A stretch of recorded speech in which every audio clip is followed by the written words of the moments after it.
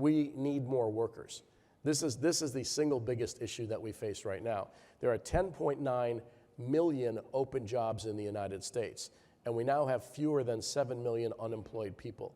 50% of Americans want to quit their jobs and go do something else. In some cases with good reason. There's a supermarket in my neighborhood that's now offering $14 an hour for people to come in and be cashiers. Now, if you're a young person and you're looking at your opportunity set and you walk into this supermarket and, okay, 14 bucks an hour is not bad for a period of time if you're doing this as a stepping stone to becoming a manager in the grocery store, but you look down the row of checkout lines and you also see 3 or 4 or 5 automated self-checkout areas, you know your future's not that bright, because eventually that whole thing's gonna be automated, right? And you're gonna be obsolete in a relatively short period of time. And that's true in quick service restaurants, that's true in warehouse businesses where, I don't know if you saw the 60 Minutes piece that showed a robot in Amazon's headquarters that can move 800 boxes per hour.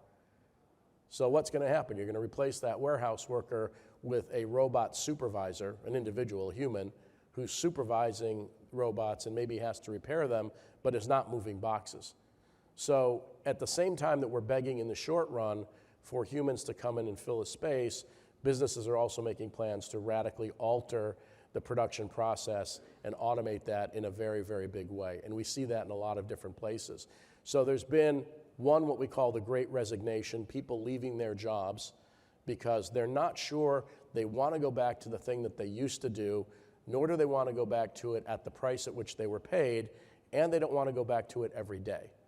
So this is a complicated, maybe structural issue that a new generation is going through. Do I want to be in the office 5 days a week? So far the answer is no. And there's been a lot of resistance, a lot of pushback from employees, particularly younger employees who say, I've been working at home for a year, I'm happy working at home. Now, there are some disadvantages to that because they're not going to get mentored if indeed there are mentors in the office. They're not going to have the social dynamic that allows for exchange, free exchange of ideas and the creativity that comes with being around other people. Now, having said that, we've seen productivity go up when people work from home. There was a survey out just the other day that said we waste 21.8 hours a week in the office. So we work roughly 3 hours a day and blow the other 5 on average. Not you guys, I mean, you're top producer, so you're not doing that. People for whom you manage money may be doing that. Which economists won't count this. I was arguing with Jason Furman, who used to advise President Obama about this. When we looked at some of the data last year during the pandemic, the average commute in the United States is 58 minutes. Once the commute went away, people worked 57 minutes more per day.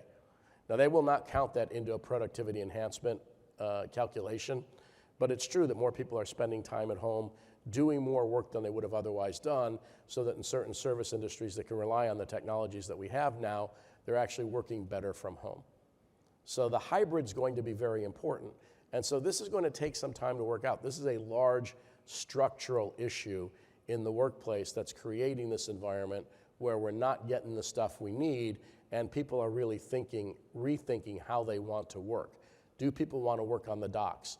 Do they want to work in warehouses? Do they want to work as checkout clerks?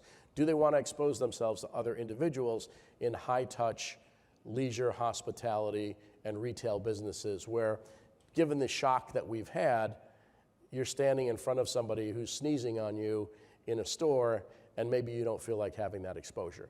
So this is a massive issue, and we're seeing it largely with younger people, but then again, we're also seeing it with individuals my age and older. 3 million Americans retired early. 3 million. Another 1.8 million women for a period of time left the workforce because of the disruptions we saw to the educational process last year during the pandemic. Now, there are still 1 million women who have not returned. Some of those are teachers. Some of those are moms who just have realized that the cost of childcare exceeds their ability to earn money, so they're staying home with their kids and still supervising what is an uneven rollout of the school year.